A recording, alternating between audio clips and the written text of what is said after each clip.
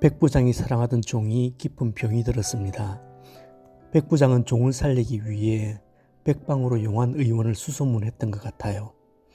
그때 레이다망에 한 사람이 걸렸습니다. 예수였습니다.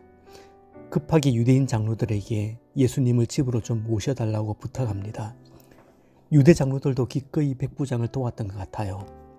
장로들이 예수님에게 백부장의 사연을 말합니다. 그들이 예수께로 와서 간곡히 탄원하기를 그는 선생님에게서 은혜를 받을 만한 사람입니다. 그는 우리 민족을 사랑하는 사람이고 우리에게 회당을 지어 주었습니다. 여기 백부장이 유대민족을 사랑한다고 할 때 어떤 단어가 사용되었느냐 하면 사랑의 최상급 아가페라는 단어가 사용되었습니다.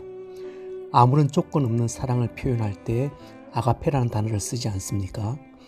그러니까 돈을 들어 회당을 지어준 것도 그냥 자신이 다스리던 지역 주민들의 환심을 사기 위한 쇼맨십이 아니라 진심이었던 것 같아요. 아무리 유대인과 이방인이라고 해도 진심은 통하는 거죠.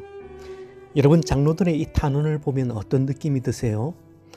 그들이 더 적극적으로 발벗고 나선 것 같지 않나요? 주님이 이 사람은 이방인입니다. 많이 주저되시겠지만 이 사람만큼은 꼭 도와주셔야 합니다. 그냥 장로들이 안절부절 못하는 것 같아요. 아니, 우리가 그 집 종놈까지 신경 써야 하나?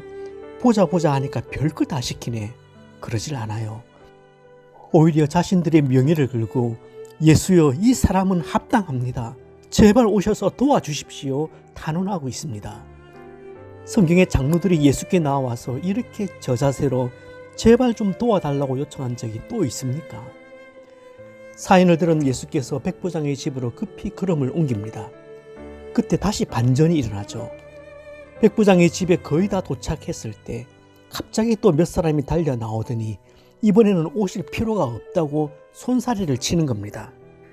이건 뭐 애들 장난도 아니고 예수님도 또 예수님을 청하러 갔던 무리들도 대략 난감했습니다. 그런데 여기서 백부장의 놀라운 고백이 따라 나옵니다. 주님 오실 것 없습니다.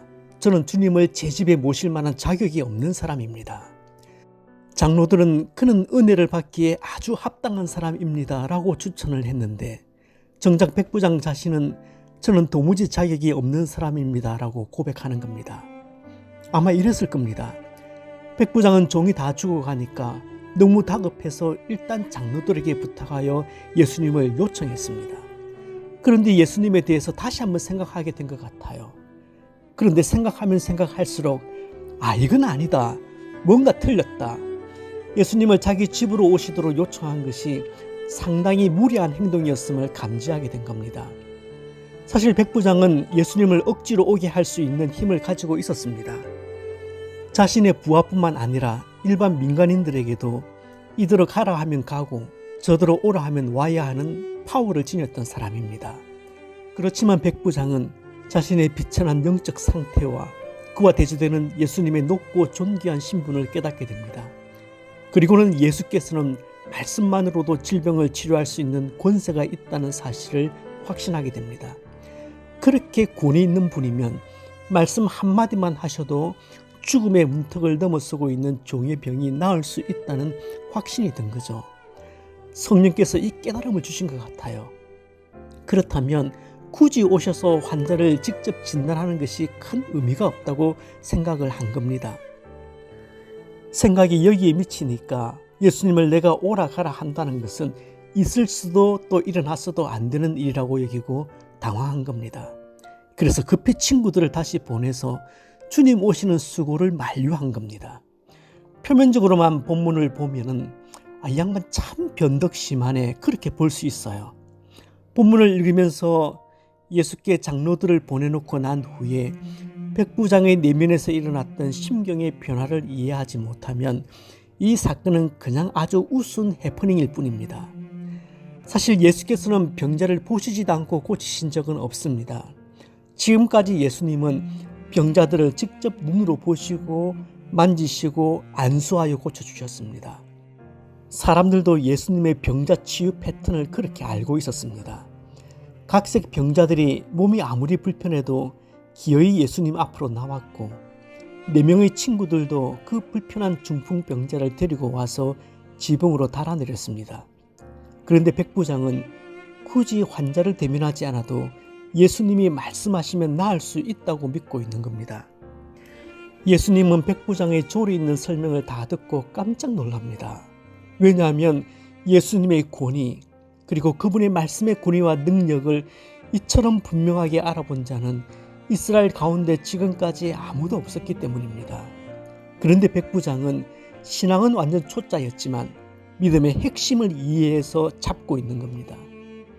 메마른 가뭄의 소낙비를 만났습니다. 누가는 이 말씀을 하실 때 예수께서 매우 놀라워하셨다고 합니다. 예수께서 들으시고 그를 놀랍게 여겨, 여기 놀라다라는 말은 헬라어로 다오마조입니다. 이 단어는 단순히 아이고 놀래라 이 정도가 아니라 눈이 휘둥그레질 정도로 놀랄 때 사용하는 단어입니다. 공관복음에서 이 단어를 사용해서 예수님이 놀라셨다는 표현이 한 군데 더 등장합니다.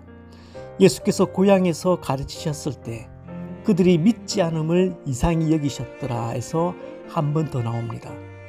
그러니까 한 번은 예수께서 고향에서 배척받으실 때 고향 사람들이 너무 믿음이 없어서 놀라셨고, 또 한 번은 유대인들이 짐승 취급을 하던 이방인 가운데서 생각지도 못한 너무나도 소중한 믿음을 발견하고 놀라신 겁니다. 오해하지 마십시오. 백부장의 큰 믿음을 칭찬하신 것이 아닙니다. 지금 백부장은 완전 초신자입니다. 믿음이 크고 작고는 우리가 생각하는 개념입니다. 믿음 자체는 크고 작고의 개념이 없습니다. 믿음은 있고 없고의 개념입니다.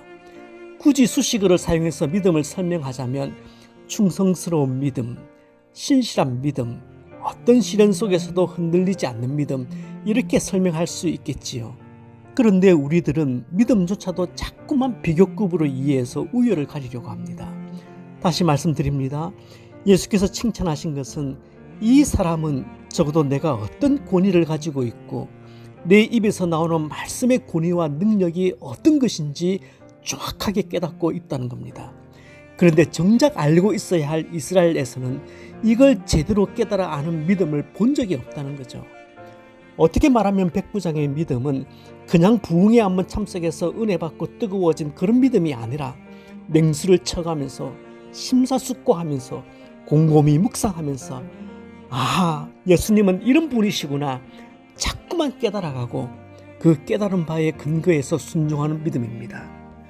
이런 과정 없이 그때그때 그냥 흥분해서 행동하는 믿음은 바람이 불고 창수가 나면 곧바로 휩쓸려 떠내려가 버립니다. 뿌리가 없기 때문입니다. 우리가 믿을 때 믿음의 대상을 바로 아는 것은 이래서 중요합니다. 믿음의 대상에 대한 이해도가 고만고만하기 때문에 신앙도 늘 고만고만한 수준에서 맴돌고 있는 겁니다. 내가 섬기는 주님, 내가 사랑하는 주님을 더 풍성히 알기 위해서 수고해야 할 가을입니다. 부디 이 가을을 헛되이 소진하지 마시길 바랍니다.